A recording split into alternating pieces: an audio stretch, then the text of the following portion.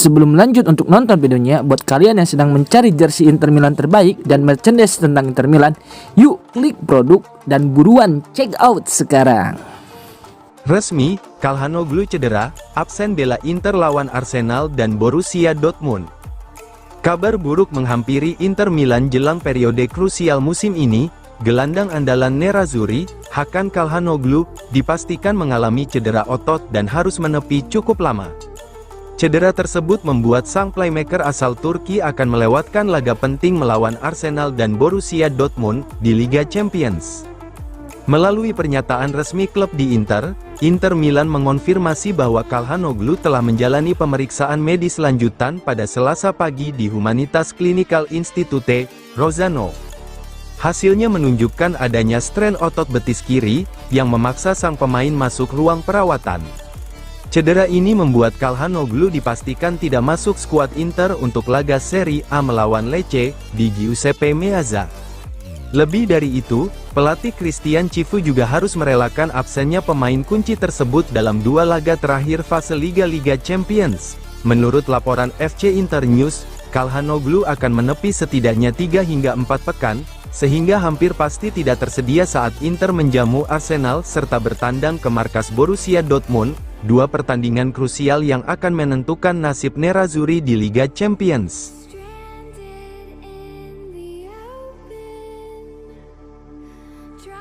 Wakil Presiden Galatasaray datang ke Italia untuk bahas transfer Frattesi. Wakil Presiden Galatasaray, Abdullah Kafukcu, dikabarkan telah tiba di Italia untuk melakukan pembicaraan langsung dengan sejumlah klub raksasa Serie A.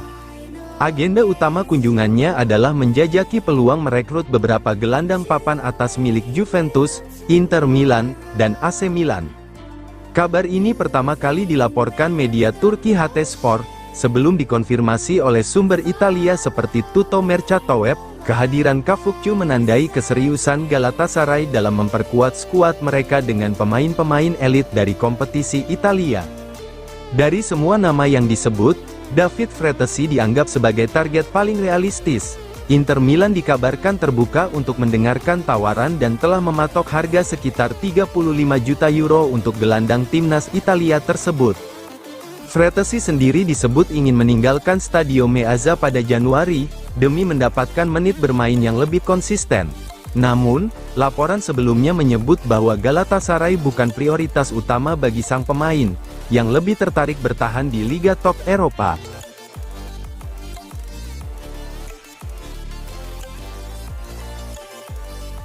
Direktur Udinese tegaskan Soler tak dijual meski diincar Inter Milan.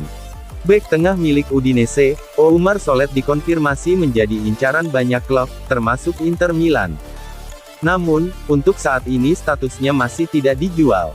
Kepastian tersebut disampaikan langsung oleh Gianluca Nani, Direktur Olahraga Udinese, dalam wawancara dengan Sport Italia.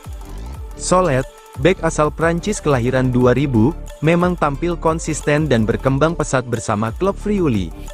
Performanya yang solid membuat sejumlah klub papan atas mulai menaruh minat, termasuk Inter Milan, yang sempat dikaitkan dengan sang pemain dalam beberapa periode transfer terakhir. Menanggapi berbagai spekulasi yang beredar, Gianluca Nani tidak membantah adanya ketertarikan dari banyak klub. Namun, ia menegaskan bahwa Udinese belum memiliki niat untuk melepas Soler dalam waktu dekat. Ada banyak ketertarikan, itu benar. Tapi untuk saat ini Soler tetap di Udinese, ujar Nani kepada wartawan Sport Italia.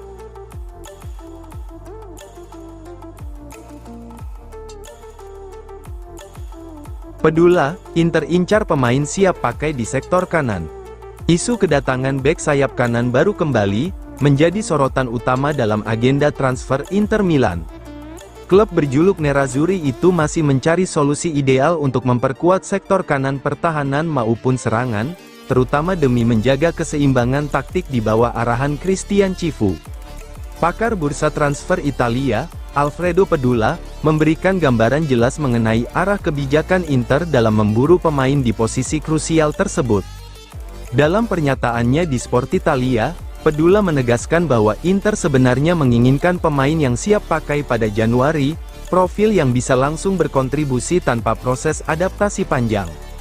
Jika Inter menemukan solusi yang siap santap, seperti peluang Joao Cancelo pada kondisi yang sesuai dengan keuangan klub, maka mereka akan melakukan langkah besar di sisi kanan, ujar Pedula. Nama Cancelo sempat dikaitkan kuat dengan Inter.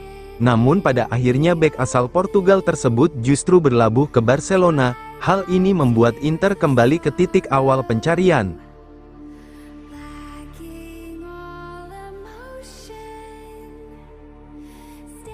Gelandang Parma, Keita ungkap peran besar Cifu atas perkembangannya.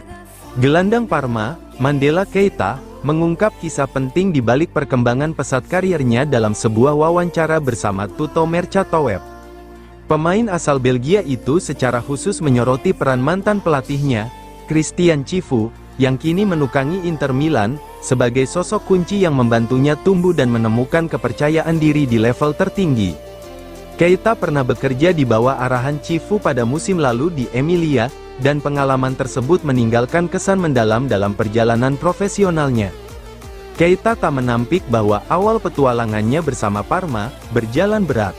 Debutnya bahkan diwarnai dengan 2 kartu kuning dan kartu merah, momen yang bisa saja menghancurkan mental pemain muda. Terima kasih kepada Parma yang sudah percaya kepada saya.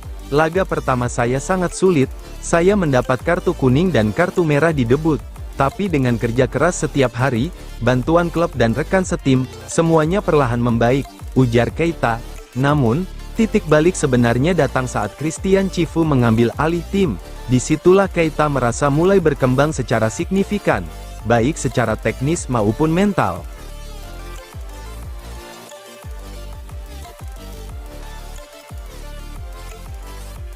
Solusi instan di sektor kanan Inter, termasuk Perisic. Inter Milan belum menutup buku untuk perburuan pemain di sektor kanan pada bursa transfer Januari ini, meski harapan mendatangkan Joao Cancelo resmi pupus setelah sang pemain diumumkan sebagai rekrutan anyar Barcelona. Di Viale della Liberazione, manajemen Nerazzurri tetap aktif mencari sosok yang mampu memberi dampak instan bagi skuad asuhan Christian Cifu. Namun, seperti yang kerap terjadi di bursa musim dingin, jalan Inter Milan tak sepenuhnya mulus. Kompleksitas negosiasi Januari, ditambah kebutuhan untuk menyelaraskan visi klub, pelatih, dan pemain, membuat setiap opsi harus dipertimbangkan dengan sangat hati-hati. Menurut laporan FC Inter 1908, beberapa nama telah masuk dalam radar Inter. Salah satunya adalah Ivan Perisic. Kepulangan pemain berpengalaman asal Kroasia itu tentu akan disambut hangat oleh publik San Siro. Namun, peluang tersebut terbilang sulit direalisasikan karena PSV Eindhoven tidak berniat melepas Perisic di tengah musim.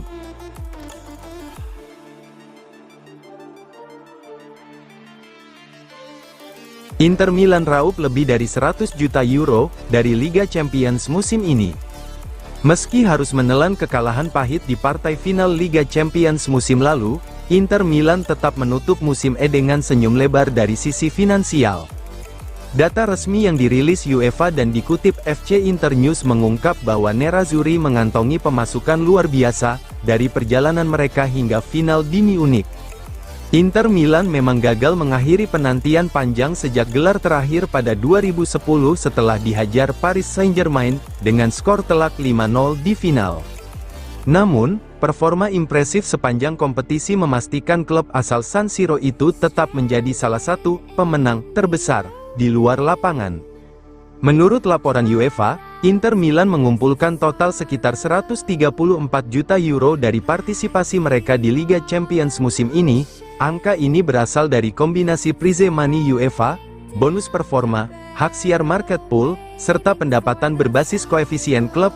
Jumlah tersebut menempatkan Inter sebagai klub Italia dengan pemasukan tertinggi di kompetisi Eropa musim lalu, jauh melampaui rival domestik mereka.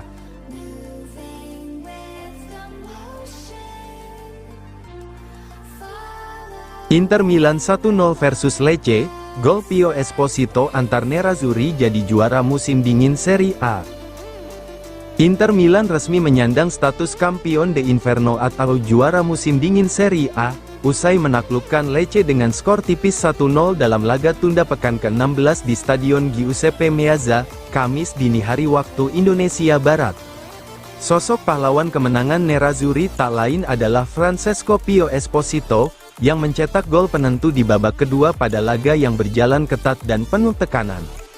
Hasil ini terasa semakin manis karena datang di tengah badai cedera dan rotasi besar-besaran yang dilakukan Christian Cifu, serta berkat hasil imbang Napoli yang membuat Inter tetap kokoh di puncak klasemen. Inter datang ke laga tunda pekan ke-16 ini, dengan kondisi skuad yang jauh dari ideal.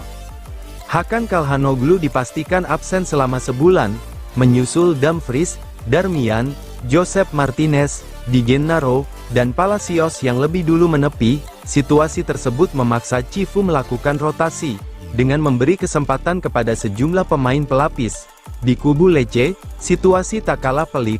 Gaspar, Banda, dan Ramadani harus absen karena sanksi, sementara Camarda dan Berisa mengalami cedera. Meski begitu, Lecce tetap tampil disiplin dan berani memberi perlawanan.